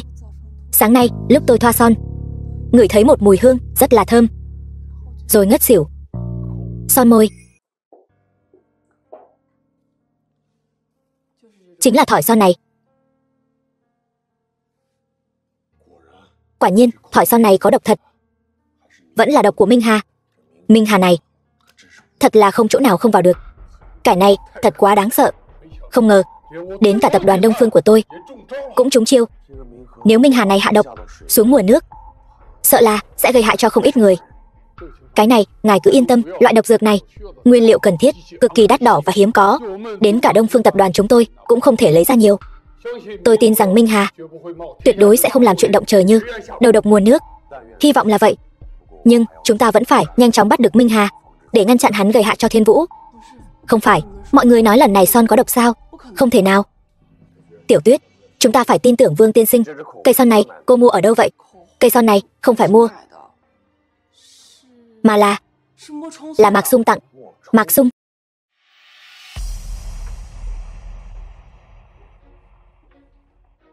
Cậu còn đến nhà tôi làm gì? Tôi đến đâu phải tìm bà. Vương Thiên Long, tôi nói cho anh biết, đừng tưởng anh có Bắc Hải chiến thần chống lưng là ghê lắm, Mạc gia tôi lại sợ anh chắc. Ý cô là gì? Anh tưởng sau lưng anh có Vũ Vương chống lưng thì chúng tôi không làm gì được anh sao? Chẳng lẽ cô còn muốn đối đầu với Vũ Vương? Tôi nói cho anh biết, trên thế giới này có rất nhiều cách để lấy mạng Vũ Vương. To gan Mạc Uyển Nhi, cô dám có ý đồ bất chính với Vũ Vương. Đông Phương Tuyết, cô chỉ là tay sai của Vũ Vương. Cô bán mạng cho Vũ Vương như vậy, Vũ Vương có biết không?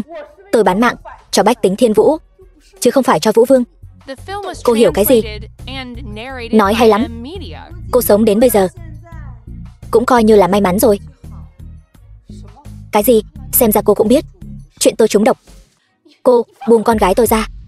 Tôi Đông Phương Tuyết, đại diện Vệ Cảnh Ti, nghi ngờ Mạc gia các người cấu kết với Minh Hà đến đây bắt hung thủ. Cô nói bậy bạ gì vậy?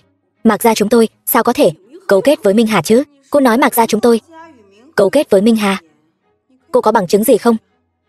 Đúng vậy, cô có bằng chứng không? Không có bằng chứng mà dám đến bắt người. Cẩn thận, tôi đến Vệ Cảnh Ti kiện toi đời cô. Đây chính là bằng chứng. Một thỏi son thì tính là bằng chứng gì? Đây chính là cây son mà Mạc Sung tặng tôi trong buổi đấu giá. Em trai tôi tặng cô sao? Đó là nể mặt cô đấy. Nhảm nhí.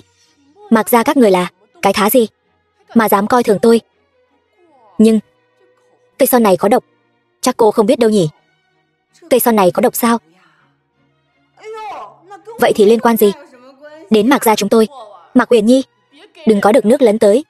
Ý tôi là Mạc Sung cố ý hạ độc Vũ Vương. Đông Phương đại tiểu thư, nghi ngờ có ích gì? Cô phải đưa ra bằng chứng. Nếu không, ta kiện ngươi xâm nhập gia cư bất hợp pháp. Đúng vậy, ngươi có bằng chứng gì? Chứng minh thỏi son là do con trai ta tặng, ta có thể làm chứng. Vương Thiên Long, mày đừng tưởng mày oai phong bên ngoài thì ở nhà chúng ta có thể hung hăng. Tao nói cho mày biết, mày ở Mạc gia chúng ta mãi mãi vẫn là tên đàn ông vô dụng, vô lễ. Tin hay không, ta bắn bỏ mạng ngươi. Đến đây, Đông Phương gia đại tiểu thư, oai phong thật đấy. Một câu nói là có thể bắn bỏ mạng lão bà này sao? Làm sao bây giờ? Hai người này sao khó dây dưa thế? Sự đã đến nước này, mạng người quan trọng, chỉ có thể cứng rắn. Đại ca ơi, đây là nhà riêng, anh xông vào chắc chắn là phải ra tòa. Yên tâm, có chuyện gì ta chịu trách nhiệm. Mạc Sung đâu? Gọi hắn ra gặp ta. Thật ngại quá, đệ đệ ta đã ra ngoài từ sáng sớm rồi.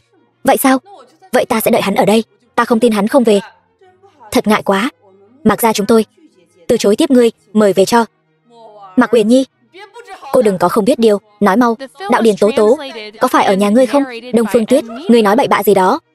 Đạo Điền Tố Tố sao có thể ở nhà chúng ta? Phải đó, các ngươi đừng nói độc của Đạo Điền Tố Tố là do Mạc gia chúng ta hạ. Nếu thật sự như vậy, ta sẽ tự tay phế Mạc gia các ngươi. Vương Thiên Long, ngươi điên rồi. Mày dám động Mạc gia ta? Mày quên mày là ai rồi sao? Ta chưa bao giờ quên ta là ai. Là các ngươi có mắt như mù. Vương Thiên Long, Mạc gia ta nuôi mày 3 năm, mày lại đối xử với Mạc gia ta như vậy sao? Cái nên trả ta đã trả từ lâu rồi. Nếu không phải ta, bà thật sự nghĩ Mạc gia các ngươi có thể có ngày hôm nay sao? Vương Thiên Long, ta thật hối hận đã cứu ngươi năm đó. Mạc Uyển Nhi, cô tự vấn lòng mình xem, năm đó là cô cứu ta sao? Sự việc đã qua, ta đều đã biết rồi. Không cần giả vờ ở đây. Anh biết cái gì?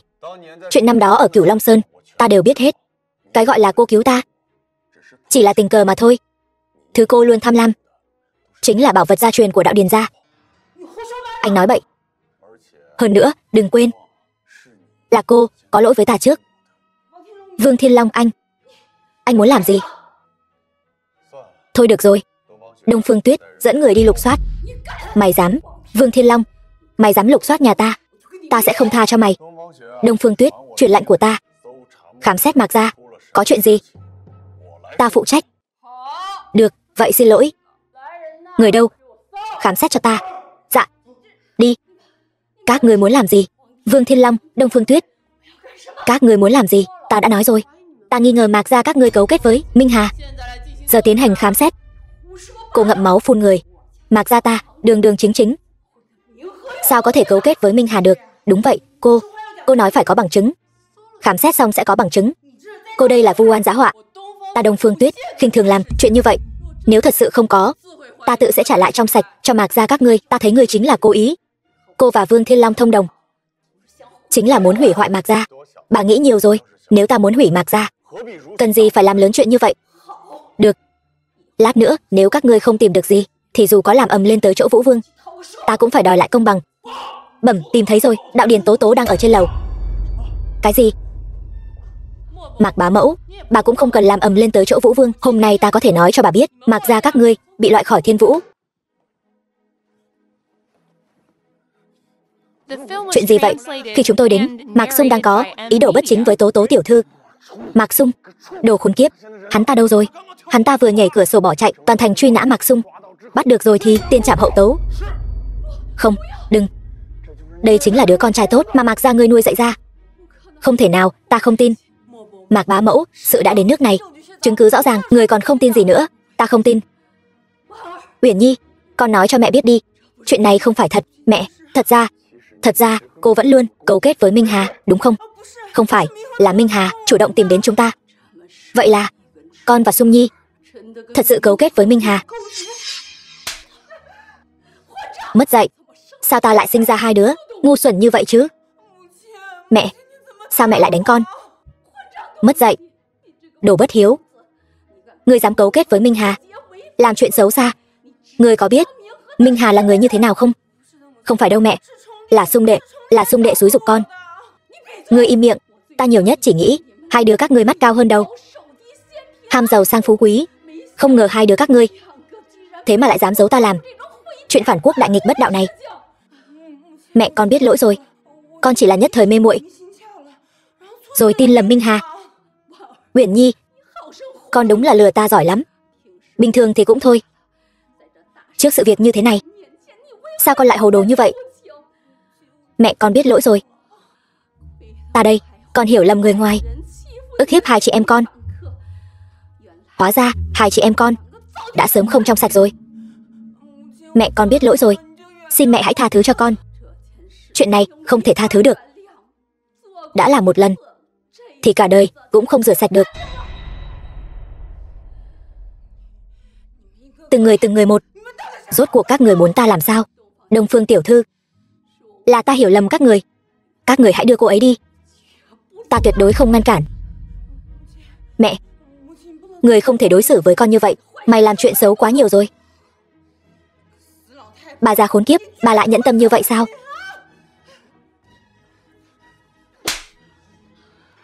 Mạc Uyển Nhi, cô dám sỉ nhục mẹ cô trước mặt mọi người, thật là mất hết nhân tính. Tất cả các người đều là người xấu. Các người đều là người xấu. Không ngờ cô lại biến thành ra thế này. Tôi biến thành thế này đều là do anh ép tôi. Vương Thiên Long, tôi nói cho anh biết, anh cũng chẳng phải thứ tốt đẹp gì. Cô thật sự điên rồi. Tôi chính là điên rồi. Tôi nói cho anh biết, chúng ta ở bên nhau 3 năm rồi, tôi vẫn luôn uống thuốc tránh thai. Tôi chưa từng nghĩ tới việc sinh con cho anh. Anh biết không? Anh không biết phải không? Đủ rồi, anh không biết sao? Người đâu? Đưa cô ta ra ngoài. Đừng chạm vào tôi. Thả tôi ra. Trạng thái hiện tại của cô ta hơi giống phản ứng cai nghiện sau khi trúng thuốc. Ý gì? Trước đó chắc hẳn có người đang cho cô ta uống thuốc, bây giờ thuốc bị ngắt nên mới có phản ứng cai nghiện. Tinh thần thất thường rồi, cô hãy về điều tra cho kỹ.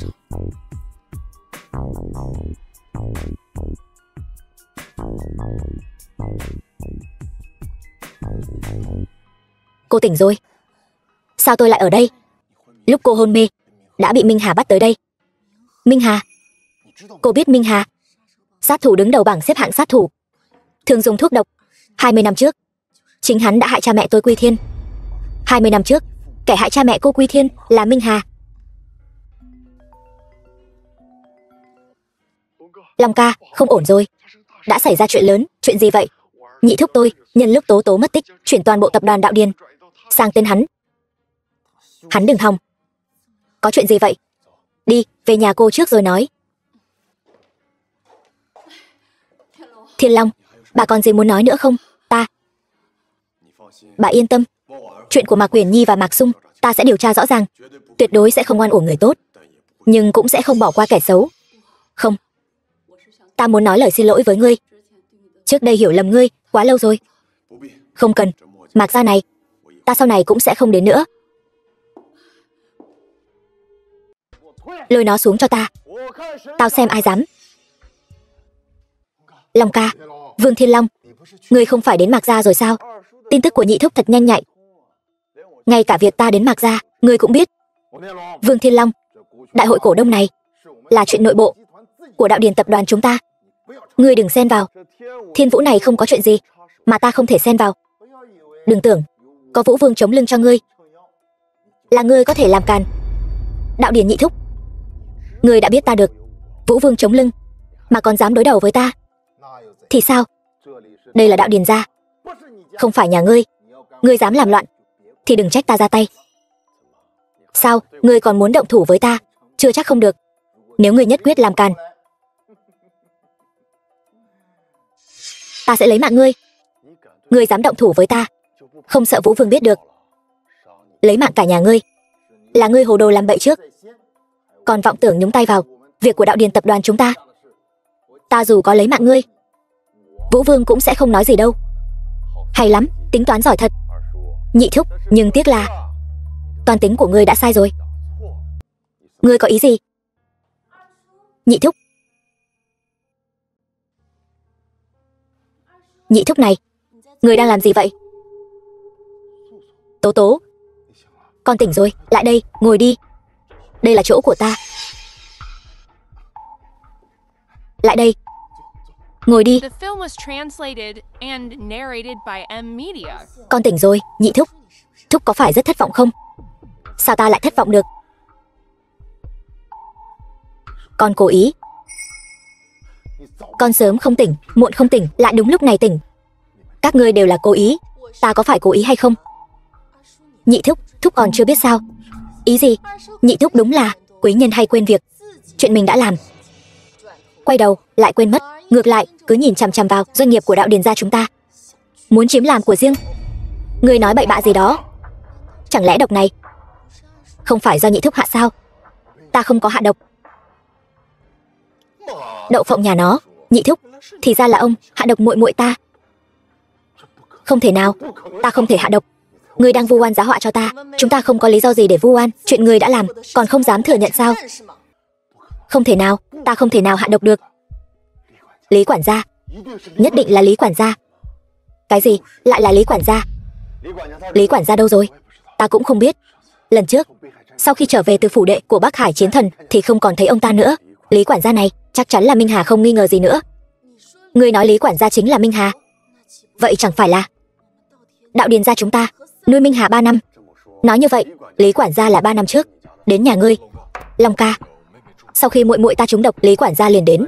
3 năm trước, Minh Hà giao đấu với ta một trận, bị trọng thương.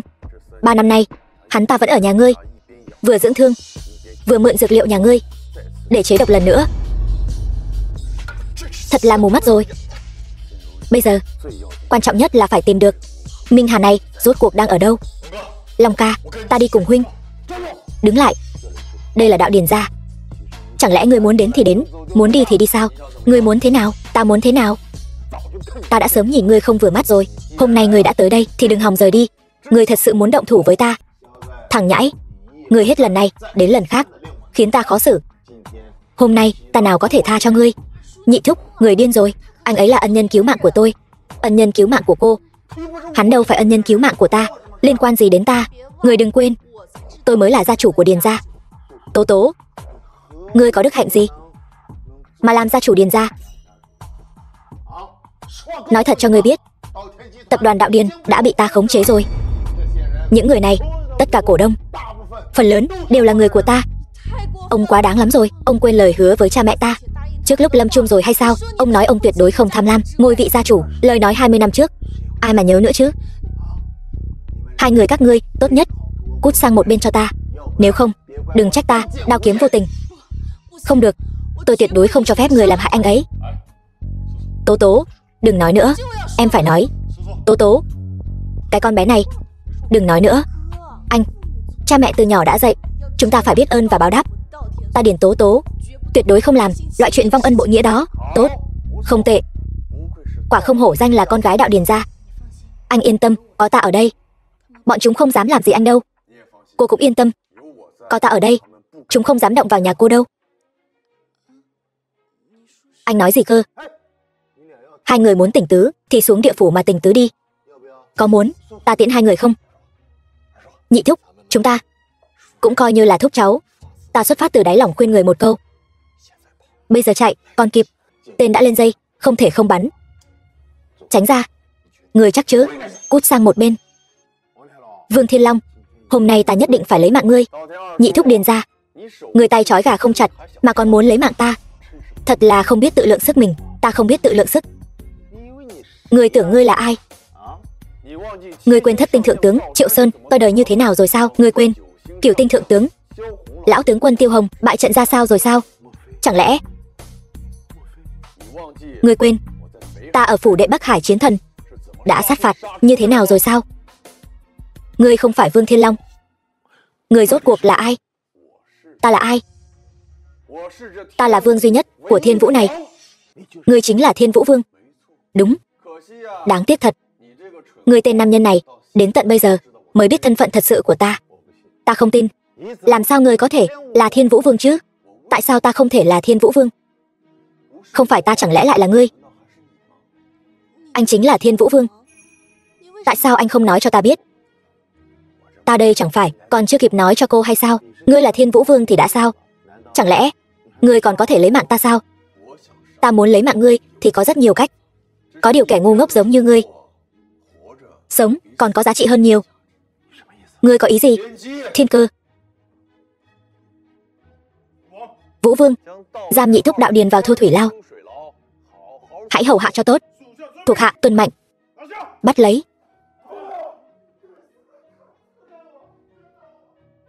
Ta tuyên bố, nhà Đạo Điền từ nay về sau chỉ có Đạo Điền Tố Tố là gia chủ duy nhất. Vâng.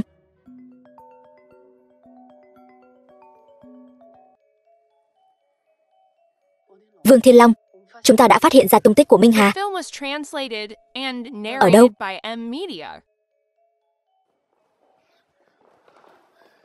Cô nói đã phát hiện ra tung tích của Minh Hà. Hắn đang ở đâu? Sáng nay, kho dược liệu nhà chúng ta đã bị đột nhập. Bên trong thiếu mất vài vị dược liệu quý hiếm. Theo điều tra, chính là do Minh Hà gây ra. Minh Hà đã đột nhập kho dược liệu nhà các cô. Vậy nghĩa là hắn đang tìm kiếm dược liệu. Chính là những vị dược liệu này. Mấy vị này đều là những vị thuốc chữa trị nội thương, dược liệu quý hiếm. Vậy ra, nội thương của Minh Hà vẫn chưa lành. Các cô hãy chuyển lệnh xuống. Tất cả thương nhân dược liệu hãy bảo vệ tốt những vị dược liệu này và nghiêm cấm bán ra ngoài. Làm như vậy, có phải sẽ đánh rắn động cỏ không? Không, ngược lại là dẫn rắn ra khỏi hang. Ngươi muốn làm thế nào? Vài ngày nữa, nhà Đông Phương các cô và nhà Đạo Điền liên kết tổ chức một đại hội đặt mua dược liệu. Lý do bề ngoài là dược liệu nhà Đông Phương các cô bị trộm, cần một lượng lớn dược liệu để bổ sung kho. Toàn bộ quá trình sẽ thu mua lớn. Như vậy, mấy vị dược liệu ở trên này đều sẽ nằm trong tay nhà Đông Phương chúng ta. Đúng vậy. Khi đó chúng ta chỉ cần canh giữ tại kho của nhà Đông Phương là có thể bắt được Minh Hà. Được, vậy ta sẽ đi làm ngay. Khoan đã. Tố Tố, còn một việc cần cô đi làm. Mọi người, dược liệu nhà Đông Phương chúng tôi không may đã bị bọn đạo tặc trộm mất. Hiện tại cần một lượng lớn dược liệu. Cảm ơn nhà Đạo Điền đã gửi tới các dược liệu liên quan. Tuyết tỷ tỷ, quá khen rồi. Chúng ta vốn là đối tác, nên hỗ trợ lẫn nhau.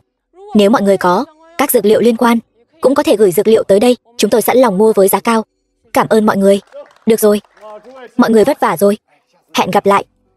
Tối nay ăn chút gì đó đi. Hiện tại thỏa thuận thu mua dược liệu đã hoàn thành.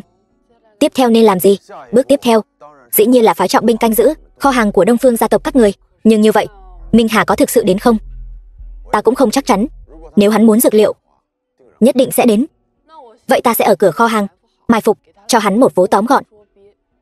Được, nhưng để an toàn.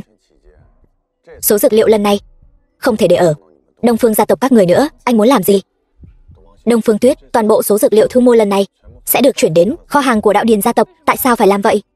Chúng ta sẽ chơi một chiêu vườn không nhà trống.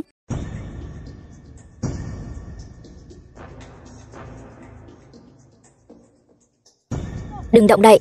Động đậy nữa, ta sẽ không khách khí đâu. Vẫn bị các người phát hiện ra.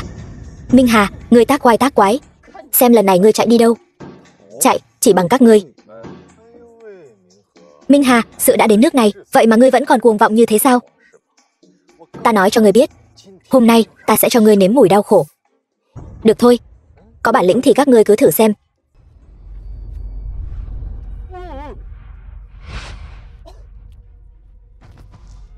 Mạc Sung, không ngờ tới chứ gì. Các ngươi không trúng độc. Sao hả? Biết trước ngươi sẽ làm loại chuyện này, chẳng lẽ lại không cho phép chúng ta đề phòng sao? Minh Hà thật sự ở đâu?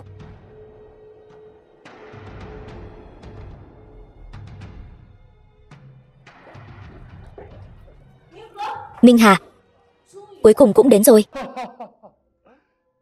Bị ngươi phát hiện rồi. Minh Hà, ngươi tác quái. Hôm nay ta sẽ cho ngươi có đến mà không có về. Chỉ bằng ngươi, còn có ta nữa. Minh Hà, ngươi không ngờ tới chứ gì. Vương Thiên Long, là ngươi. Không ngờ ngươi cũng ở Đạo Điền gia tộc. Ta đoán ngươi sẽ đến đây, nên ta vẫn luôn ở đây đợi ngươi. Tiếc thay, người khôn ngoan ngàn lo, ắt có một sơ suất. Các ngươi được định sẵn là không thắng được ta. Nói nhảm ít thôi. Minh Hà, ngươi hãy chịu thua đi. Muốn ta chịu thua, cũng phải xem ngươi có bản lĩnh đó không đã. Hôm nay có ta ở đây, ngươi đừng hòng làm càn. 3 năm trước ta đã lấy mạng ngươi một lần. 3 năm sau ta há lại sợ ngươi. Đến đây. Triệu báo, Vương Thiên Long. Không ngờ là ta chứ gì. Nói, Minh Hà ở đâu? Ngươi cầu xin ta đi. Ngươi cầu xin ta, ta sẽ nói cho ngươi biết. Triệu báo, ngươi muốn toi đời. Đúng vậy. Hôm nay Triệu báo ta muốn cùng vị vương của Thiên Vũ này là ngươi quyết một trận tử chiến. Mơ tưởng hão huyền, không biết tự lượng sức mình. Dù sao cũng là con trai của Thất Tinh thượng tướng. Ta cũng có cốt khí của ta. Cốt khí của ngươi ở chỗ ta, chẳng đáng nhắc tới. Ta đã hứa với cha ngươi sẽ tha cho ngươi một mạng. Không ngờ ngươi lại dám cấu kết với Minh Hà. Đến nước này rồi thì đừng lắm lời nữa. Muốn lấy mạng, muốn chém gì thì tùy ngươi. Nếu ngươi nói cho ta biết tung tích của Minh Hà, ta có thể tha cho ngươi một mạng. Ngươi đừng hòng. Được, vậy ta sẽ thành toàn cho ngươi. Long ca, anh lấy mạng hắn rồi. Chúng ta biết tìm tung tích Minh Hà ở đâu. Yên tâm, ta có cách.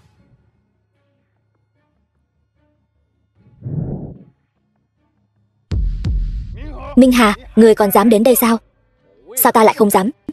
Dù có Vũ Vương tọa chấn, cũng không cản được ta. Cuồng vọng, xem ta trị ngươi thế nào. Chỉ bằng ngươi, dù có là Vũ Vương, cũng không phải đối thủ của ta. Ngươi dựa vào cái gì mà dám dương oai diễu võ trước mặt ta? Bớt nói nhảm, ra tay đi. The film was translated and narrated by M Media. Minh Hà, ngươi cứ đợi đấy. Thiên Vũ Vương sẽ không tha cho ngươi. Tiếc là ngươi không thấy được đâu. Vương Thiên Long khốn kiếp.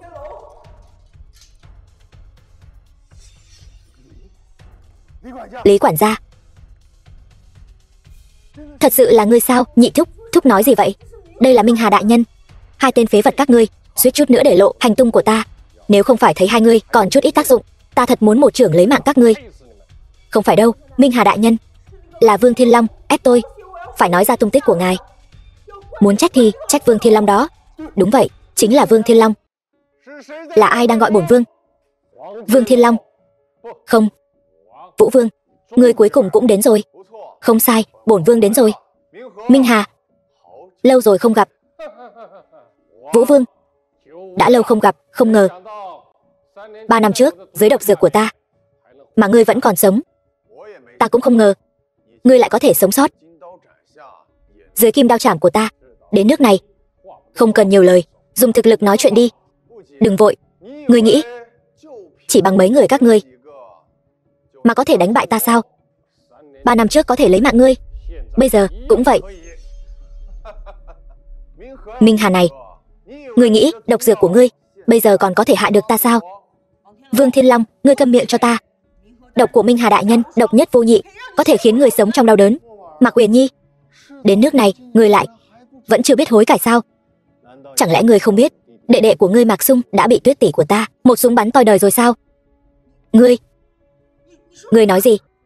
Các ngươi lấy mạng đệ đệ ta rồi sao? Tên ngu ngốc Mạc Sung đó sao? Giả mạo Minh Hà, đến kho hàng của tập đoàn Đông Phương trộm thuốc, kết quả bị Tuyết tỷ của tôi một phát súng tiễn về châu trời. Bọn khốn kiếp các ngươi, chúng mày dám lấy mạng đệ đệ của ta? Minh Hà đại nhân, ngài phải làm chủ cho tôi. Bọn chúng đã lấy mạng đệ đệ của tôi, ngài phải giúp tôi lấy mạng bọn chúng. Đúng, lấy mạng chúng nó. Nhị thúc, ông cũng muốn giống Mạc Uyển Nhi tuyệt giao với chúng ta sao? Không sai, chúng ta sớm đã không còn là người một nhà. Minh Hà đại nhân, hãy lấy mạng chúng. Nếu đã vậy thì không còn gì để nói nữa.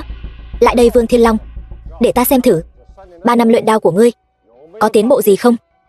Được, ta cũng muốn xem thử độc dược của ngươi có thể phá được đao pháp của ta không? Không, hôm nay ta không dùng độc, ta so đao với ngươi. Lại đây.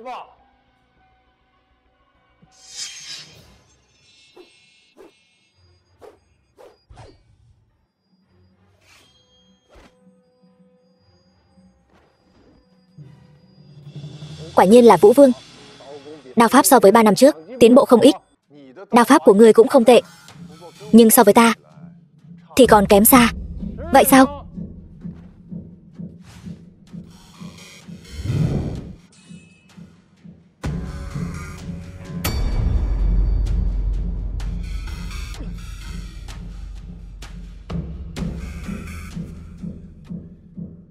Ngươi lại biết kim đao chảm?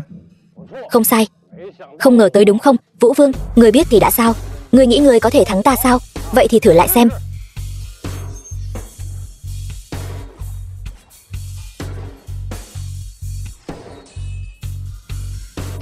The film was translated and narrated by M Media.